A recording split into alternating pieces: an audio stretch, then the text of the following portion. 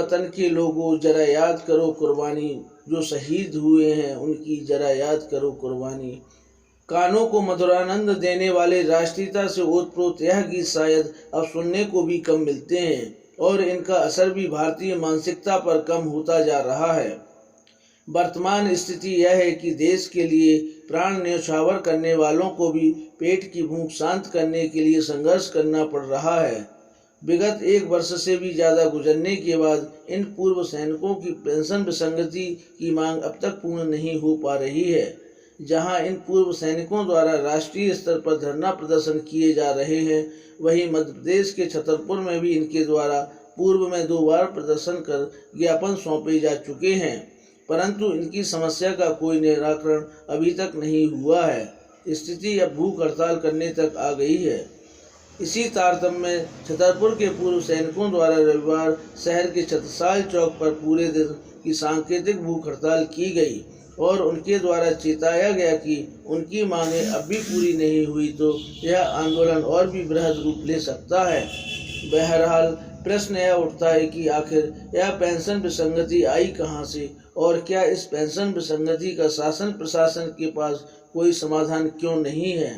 जो भी हो, क्या देश के लिए अपने प्राण तक न्यौछावर कर देने वाले इन पूर्व सैनिकों की समस्या का समाधान करने का कोई तो हल होना चाहिए।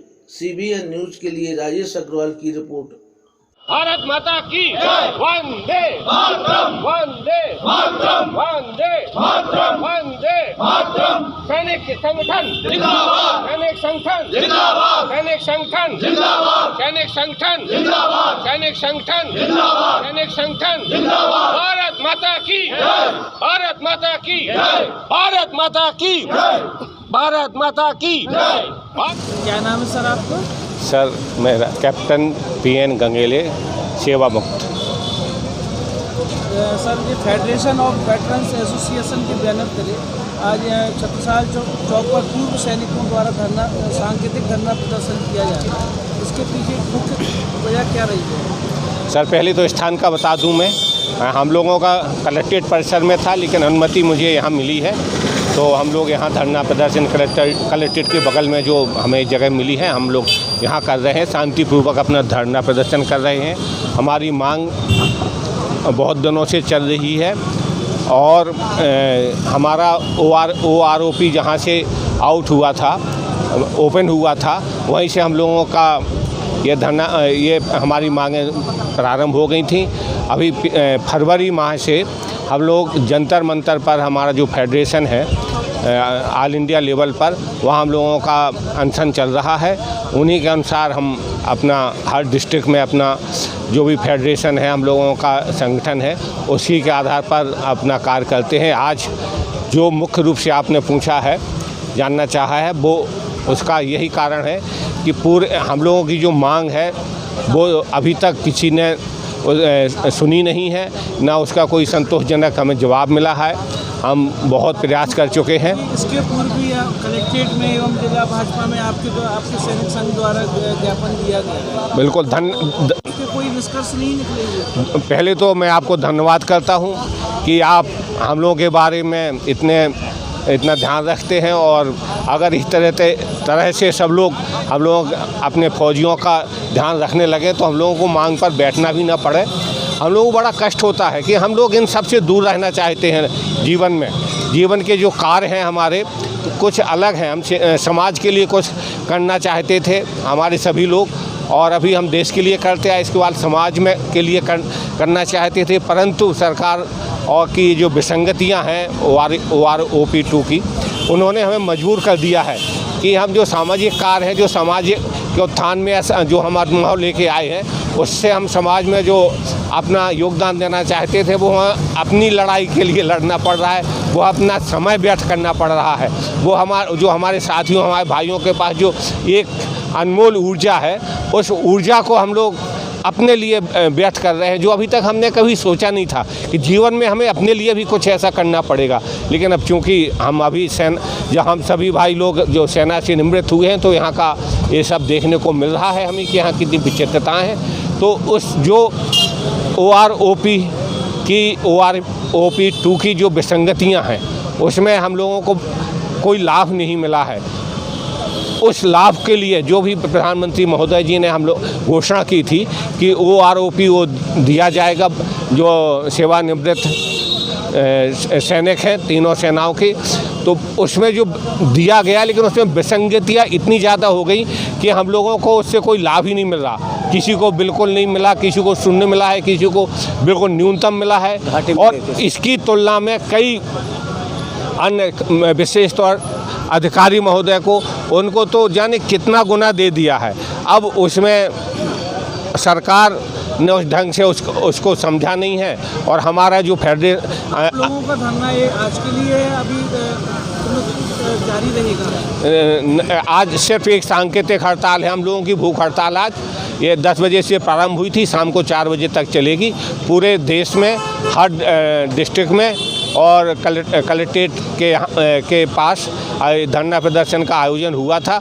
उसी के संबंध में आज हम लोग अपने फेडरेशन को मजबूत करने के लिए यहाँ पर आए हैं और ये धरना दे रहे हैं। आज के सांकेतिक भूख हड़ताल में लगभग कितनी संख्या में सैनिकों ने हिस्सा लिया हुआ है? अभी हम लोगों ने 100 लोगों ने अपनी परमिशन दी थी आने की, जिसमें से अभी लगभग 65 से 70 लोग हम लोगों के बीच में आ चुके हैं और लगातार आ रहे हैं। संख्या बढ़ती जा रही है और ये हम लोगों का लगभग 100 से ऊपर भी जा सकता है हम लोगों की संख्या। भूख हड़ताल के बाद क्या कोई ज्ञापन वगैरह नहीं, आज ज्ञापन हम लोग पहले दे चुके हैं। आज ज्ञापन का कोई हमारा ऐसा कार्यक्रम नहीं है, सिर्फ भूख हड़ताल का ही कार्यक्रम है हमारा। धन्यवाद सर आपका, जो आप लोग, सरकार तो नहीं आई लेकिन आप जैसे लोग हम लोगों की सुध लेने के लिए, हम लोगों की आवाज़ बुलंद करने के लिए आए हैं, तो आपका आभार और धन्यवाद दोनों एक साथ। हमारी न्यूज़ की तरफ से भी आपको बहुत बहुत शुभकामनाएं, आपकी मांगें बहुत जल्दी। धन्यवाद। हम यही आशा करते हैं कि आप सबकी दुआएं हम लोगों के साथ लग जाएं और हमारी जो मांगे हैं वो जल्दी पूर्ण हों। फेडरेशन ऑफ वेटरन्स एसोसिएशन द्वारा यहाँ 6 साल चौक पर धरना दिया जा रहा है। आपकी क्या मूल मांग थी जिनको लेकर आपके द्वारा सांकेतिक धरना? हमारी मूल मांगें थी जो हमने प्रधानमंत्री महोदय को, राष्ट्रपति को, रक्षा मंत्री को, एवं हम लोगों ने कलेक्टर साहब के थ्रू दे दिया, मंत्री साहब के थ्रू दे दिया, SDM साहब के थ्रू दे दिया है, मगर अभी तक कोई सुनाई नहीं गई। हमारी मेन मांग है जो हमारी पेंशन है 70 से पहले हम लोगों को 70% मिलती थी और जैसी थर्ड पे कमीशन आउट हुआ उस समय हमारी 50% कर दी। अफसरों को 30% मिलती थी, उनका 50 कर दिया, यानी बराबर इक्वल कर दिया इन्होंने। और साथ ही उन्होंने बताया था कि आप लोगों को जो कम सर्विस में उम्र में चले जाते हैं तो उस समय आप लोगों को हम 1 रैंक 1 पेंशन दी जाएगी, क्योंकि हम लोग जो भी वहाँ से डिस्चार्ज हो, मतलब नौकरी पूरी करके 35 से 45 साल के बीच में हम लोग रिटायर्ड होते हैं। उसी समय बच्चों का ज़्यादा परिवार का खर्चा, बच्चों का पढ़ाई का खर्चा होता है। तो उस समय इन्होंने कुछ भी नहीं किया। अभी जब भाजपा पार्टी आई तो इन्होंने 2014 में इसको लागू किया है। लागू किया तो उसमें कुछ काफ़ी विसंगतियाँ थी, मगर उसमें तो ठीक है, मगर जो OROP 2 लागू किया है इसमें बहुत ही ज़्यादा विसंगतियाँ कर दी हैं। एक्चुअली जो 20 साल तक की नौकरी करते थे, 20 से 24 साल तक करते थे, उनके लिए थी, मगर इन्होंने उनको भी दे दिया जो कि जिनको लागू नहीं थे, जो कि 58 साल सर्विस करते हैं। तो पूरा फ़ायदा गवर्नमेंट ने उनको कर दिया और हम लोगों को जवान JCOs को बिल्कुल ही ना के बराबर दिया है। दूसरी हमारी विसंगति ये है कि जो डिसेबिलिटी पेंशन है, डिसेबिलिटी पेंशन हमारा भी वही हाथ है, अफसर का भी वही हाथ है। अगर उनका हाथ कट जाता है, हमारा हाथ कटता है तो बराबर एक ही चीज़ होती है। हमारे को 9,000 दे रही है, उन लोगों को 75,000 दे रही है, ऐसा क्यों है? दूसरा, अगर जो वायर इंजरी है, वायर इंजरी में किसी भी लड़ाई के दौरान अगर कोई कैजुअल्टी हो जाता है, जवान होता है, अफसर होता है, उसको मतलब अंग तो दोनों का एक ही जैसा है, वो दोनों को बराबर पैसा मिलना चाहिए। हम लोगों को जवान JCOs को 18,000 दे रहे हैं और अफसर को दे रहे हैं 2,70,000। तो इतना संगति आने का मुख्य कारण कहाँ से इसकी शुरुआत हुई? अब ये चीज़ यही हुआ कि जब इनका मतलब OROP बैठी है, ये जो पे कमीशन बैठता है उसमें हमारा कोई सदस्य जाता नहीं है, अफसर जाते हैं उसमें तो अपना मनमानी कर करके उसको बढ़ा लेते हैं, हम लोगों को ना के बराबर कर देते हैं कि चलो ठीक। ये मूलतः क्या सरकारों को दोषी समझना चाहिए? जो आप जब प्लानिंग इसकी तैयार की जाती है तो उसमें चूँकि आप लोगों की सहमति मिल जाती है। हम लोगों की सहमति नहीं, हम लोगों की सहमति जब आउट कर देते हैं तब लगता है कि हाँ भाई इतना ना के बराबर हमारा बढ़ा दिया और उनका बढ़ जाता है।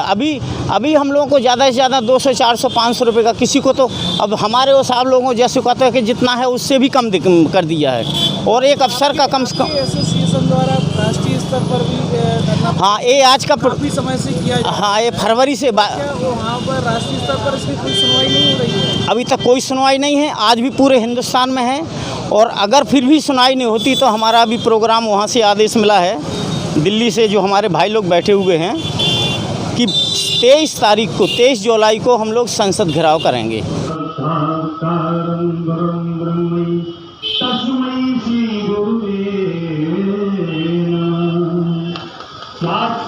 हमारे से बहुत ही पूजनीय माता जी हमारे बीच में आने के लिए सबसे पहले मैं अपने नतमस्तक उनका आशीर्वाद लेते हुए और हमारे बहुत सीनियर अधिकारी जो इस मंच से जो इस विषम परिस्थितियों की लड़ाई लड़ रहे, उनके साथ हम सब मिल करके जो हमने कष्ट उठाया, आज भूख हड़ताल कह रहे हैं, इसके लिए मुझे बड़ा दुख और कष्ट हुआ।